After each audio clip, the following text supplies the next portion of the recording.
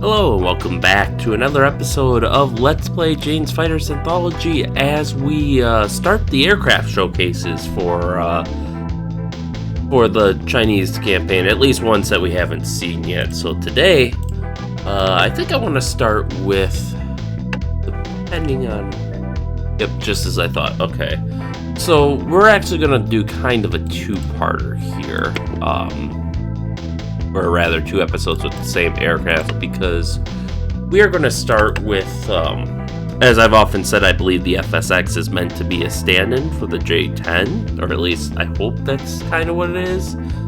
Although I'm curious why they just wouldn't put the J-10 in, even though the FSX is actually the Japanese Mitsubishi F2. So we will be doing the J-10 today.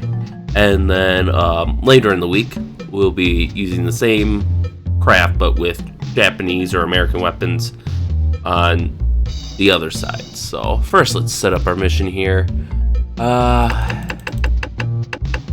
Let's see. Vladivostok Peninsula. We are going to be the Chinese. And we will fight the Russians. So we're going to have... let's have 2 Ace MiG-31s, 3 experienced flankers, and then 5 average MiG-29s. And this is to kind of represent the fact that they're still rebuilding after the Ukraine war here. Whereas we will take... well, what's our ground target going to be? Small fleets, large fleet, command HQ, armor columns.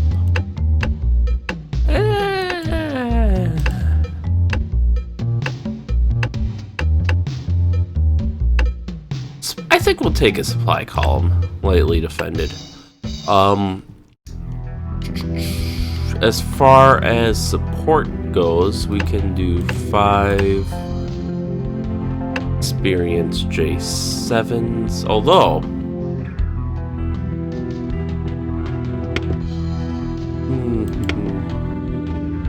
you know what, yeah, let's do it. Let's have a volunteer wing of Ace North Korean MiG-17s. Actually, do they have the... No, they don't have the MiG-19 in this game. And then as far as our support goes, we'll have some average flankers. Seems fair. We will start 20 miles from enemy forces, nominal situation, 10,000 feet. We'll have cloudy skies at a custom weapons load. So, yep, it's what I suspected. It was carrying a full-on, proper FSX loadout. So, fuck that. Let's see here. So, I think what I'm going to have to do here, because they don't really have a lot of... Well, they have the PL-10, okay. So we're going to take the PL-10, which... I believe that's semi-active radar homing. Oh, hey, yeah, it says. Forgot about that. Okay, so that's basically a Chinese Sparrow equivalent. So actually, honestly, we probably don't want more than 2 then, because just, you know, we're constantly closing. We don't have time to freaking use them, so we'll probably want the PL7s then, because we'll be using those more but we have a ground mission, that's right. So for that, we will be taking probably just some dumb bombs. At this point, China was still kind of developing their modern arsenal, so how do cluster bombs look? We could get 4 of those. 1 of those, no. 2 of those, no. Yeah, cluster bombs it is. And I think the RBK series is actually Russian, so... Oh, we can get more of those. Okay, we'll take those because they're bigger. And we still have plenty of weight available. We could use fabs. Let me fit for... Yeah. 3's a good number. Or we could have more. I guess we'll take 3 fabs. These are fuel air explosive bombs, I do believe.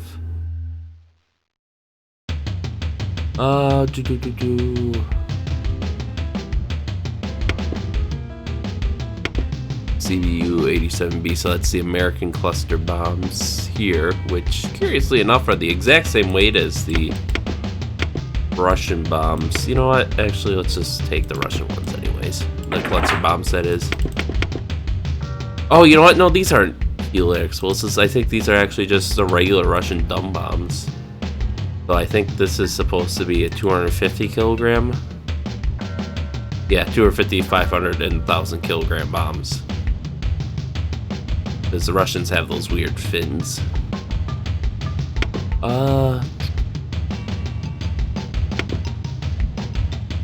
Yeah, so I think we'll go with that for our loadout. And with that, let's jump into the mission. Yeah, so they even give it the F-16 cockpit, which you can very clearly see because they actually have some text in here. This cockpit is actually probably one of the more detailed ones. You can see like a data screen down here and whatnot. So we'll just give them a blank attack order. So the Chengdu J-10. Now, this aircraft has a naval reporting named Firebird, and its Chinese name is Vigorous Dragon. It's an all-weather, multi-role delta-wing strike fighter, and it was, I guess we're in optical range. So let's throw on our jammer. And the program was initiated by Deng Xiaoping in 1988. We hit him? Or is that our wingman? We gotta retrack. Missile launch. I don't think our missile successfully retracked. Missile launch. And we don't have any sort of IR system, it seems.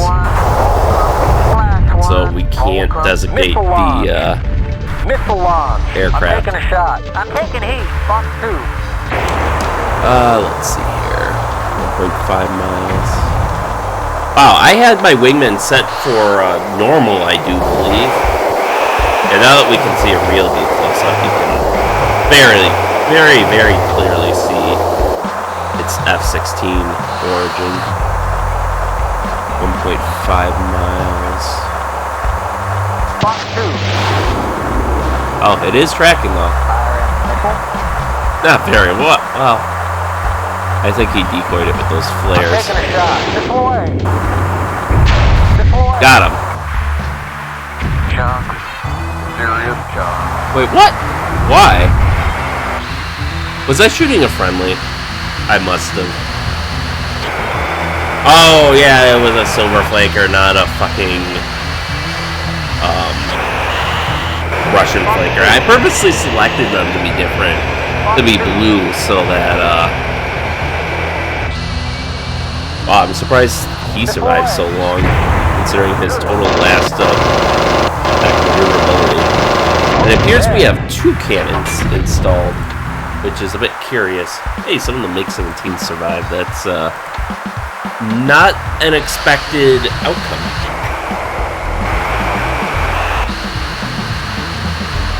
Okay, so we will switch to air ground. And we'll start going in for the trucks. Back to what I was saying though. The program was initiated by Deng Xiaoping in 1988 as a response to Western Soviet fighters like the F-16 or the MiG-29. hear boom booms. And the Siberian Research Aeronautical Institute, a Russian organization, participated in the development, which was very secretive, actually. Oh, they're further up than I thought. Okay. Which was very secretive, as befitting Communist China's typically secretive nature. And now these are allegations, but very strong ones. But it is believed that the J-10 was actually reverse engineered from an Israeli aircraft, the Israeli Air Industries Lavi aircraft, because they are very, very similar, both in looks and general design. Beautiful! Fan launch. And we see those cluster bombs going off. It's a pretty wide area, too. And the Lavi was I believe it was Israel's first attempt to make like a domestic fighter, entirely domestic. But the project ended up being shelved because we kept selling them, our stuff, like the F-15 and the F-16 and now the F-35.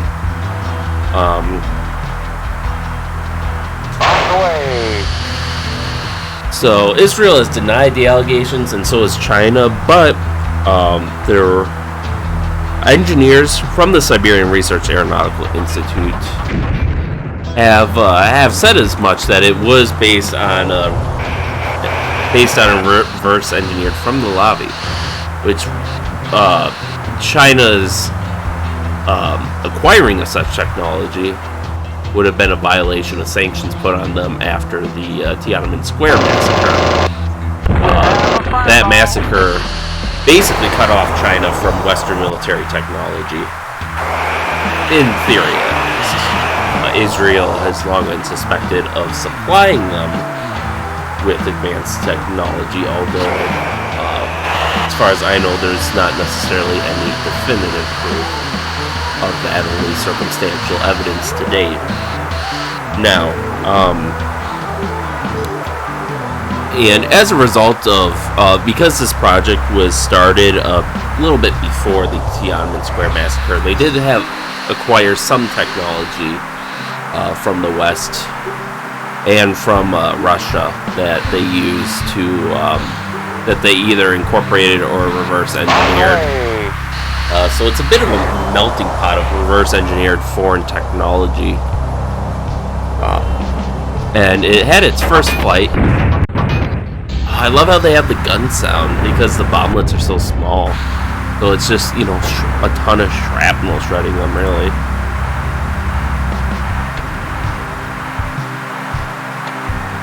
Oops, didn't mean to hit that. I can actually slow it down a bit, too. Now, first flight was in March of 1995, but it wasn't, and while Western intelligence sources have known about it for quite a while now, China didn't officially unveil it until January 2007. There had been quote-unquote leaks before then, but I suspect that a lot of the leaks, so-called leaks that China that happens for Chinese defense programs is orchestrated by the regime itself. 3 miles. Contact. AAA. Your 12 o'clock flow. 3 miles. Let's see here. Don't want to crash while I'm trying to read this, but 1 mile. so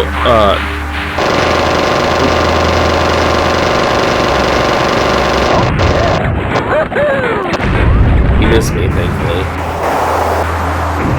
Alright, so China has and still is trying to market this to other countries, and so far they've only succeeded in selling a few units to Pakistan. As far as the actual unit itself, even though it was officially unveiled in 2007, it achieved IOC with the Chinese Air Force in 2003, and it's got a lot of innovative features for a Chinese fighter, in that it's really like the first Chinese fighter with a glass cockpit. Early versions have a standard pulse Doppler style radar, or not pulse Doppler, but your standard fire control radars that you find in contemporary 4th generation fighters.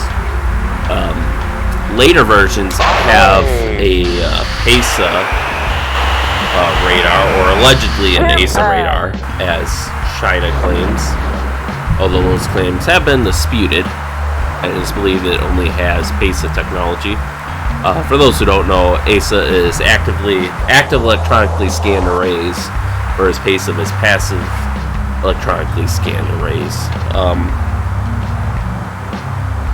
The radar itself is actually pretty unimpressive. It's I believe this is for their ASA radar, but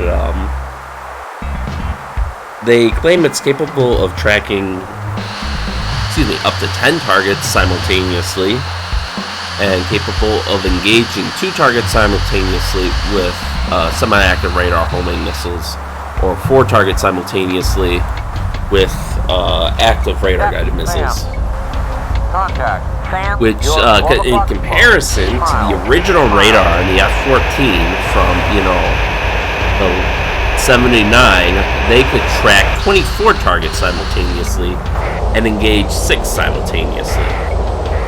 So pretty unimpressive, really, for a 4th gen. Early models were powered by the Russian Loka-Saturn AL-31FN engine. China attempted to develop their own indigenous engine, the WS-10, but they had a lot of problems with it. They weren't able to get it to work, so they ended up just copying out and buying the Russian engines, to the point where, so there's 3 versions of the J-10 essentially. There's the J-10A, which was the initial production variant. There's the J-10B, which is an improved production variant, and then I've seen some sources indicate the existence of a J-10C, which is even further improved production variant. And so the J-10A has the standard AL-31 engines that they originally bought from Russia. The J-10B has improved AL-31 engines that were again bought from Russia, while China struggled with their own domestic engine program. And the J-31C supposedly has finally the domestic Chinese engine that they were originally trying to develop, which is the WS-10, which includes such features as thrust vectoring, as well as a special outer design that's designed to reduce its radar signature. And the first time this engine was seen was during a public air show in, I believe, 2018. So it's very recently. But it's not really known how many units have this engine, or if it's going to be retrofitted to the older fighters. Bombs away! Wow, that took them forever to destroy. Yeah, so the AL-31FN Series 3 engines were what they used for the J-10B. Now, there's not a lot of data on this, because again, China is pretty secretive about this. But the weapons fit is known to include a twin-barrel GSH-23 cannon. I suppose that's why we have 2 cannons on our aircraft. Actually, look at how strong the wind is. Notice how it goes to the right and ends up there, not there as you'd expect. So wind seems to play a pretty big role in this Vladivostok campaign, curiously enough. Okay, so we can probably turn our jammers off for now. So yeah, weapons fit.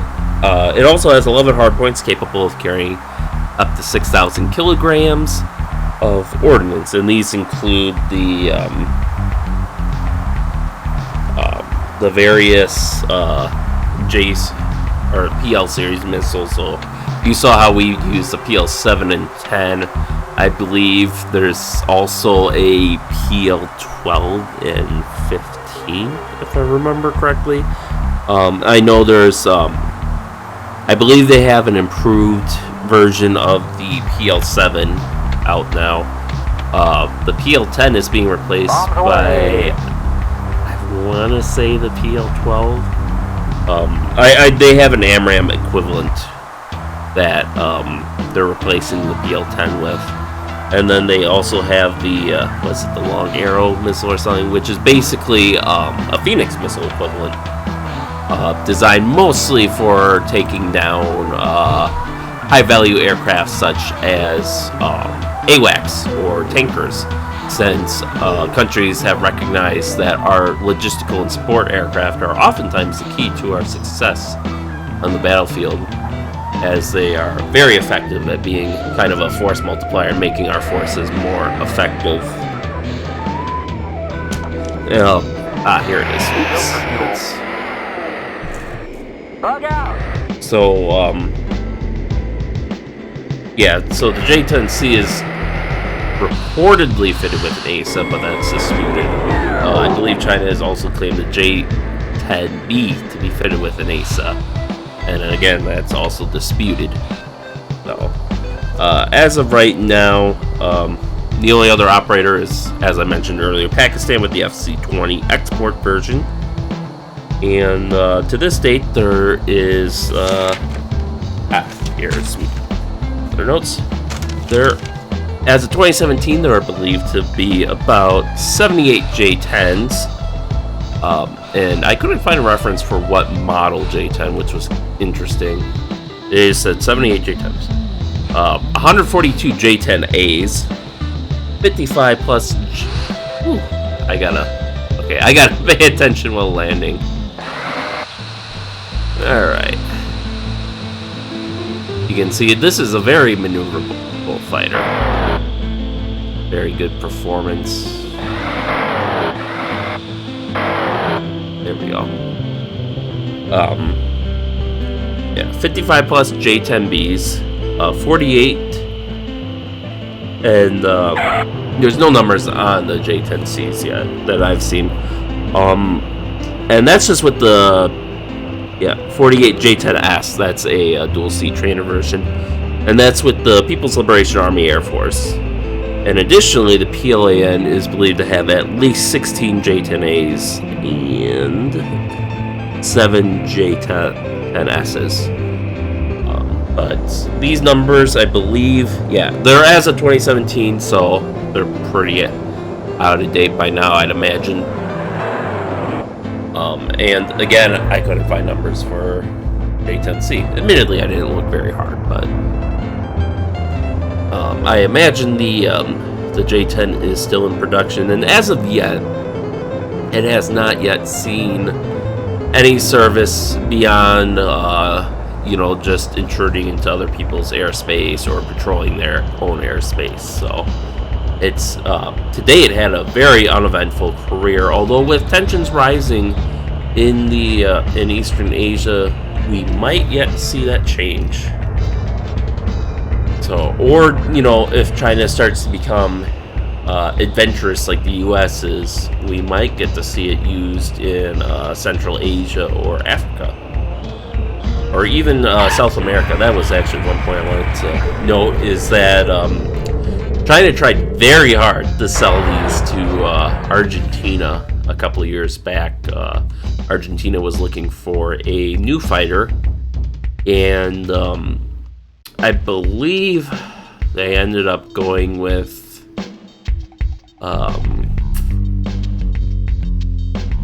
were they Kiefers? I think refitted Kiefers.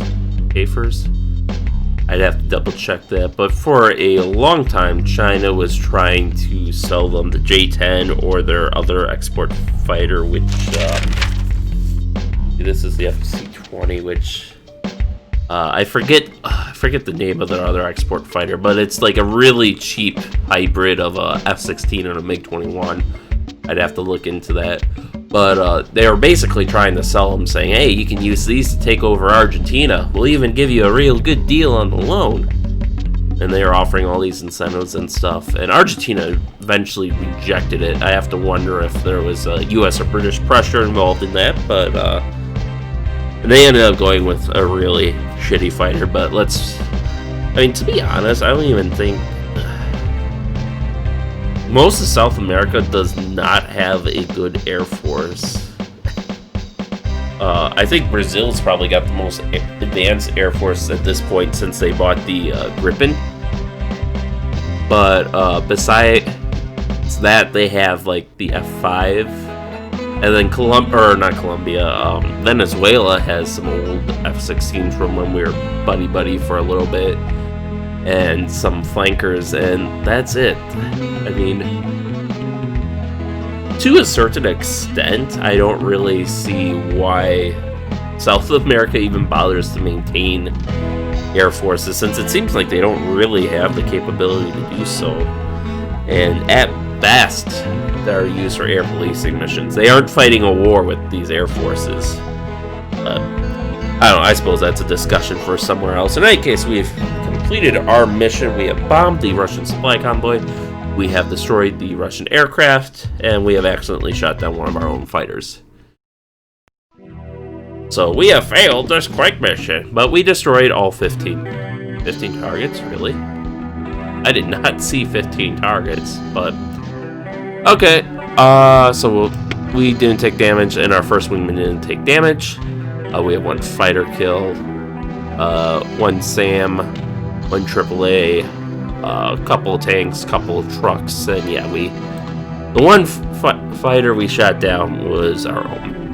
But no one launched on us, I think. Yeah, I was kind of surprised. I was expecting more missiles from them, but because I mean, I gave them 2 Foxhounds, 3 flankers, so I would have expected a stronger initial barrage, because the flankers especially are known for just throwing A11 adders out.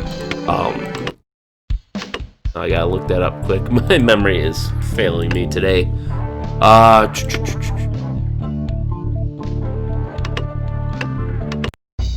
Yeah, A12 adders. Yeah, they just throw these guys out. So I was surprised we didn't get any lock on, but that's the very brief history of what I know about the J-10. And next week we'll be flying the same aircraft, but we'll be flying it as it's supposed to be flown as the Mitsubishi F2 in Japanese service. So with that, thank you all for watching, and stay tuned for next time, and we'll see you then.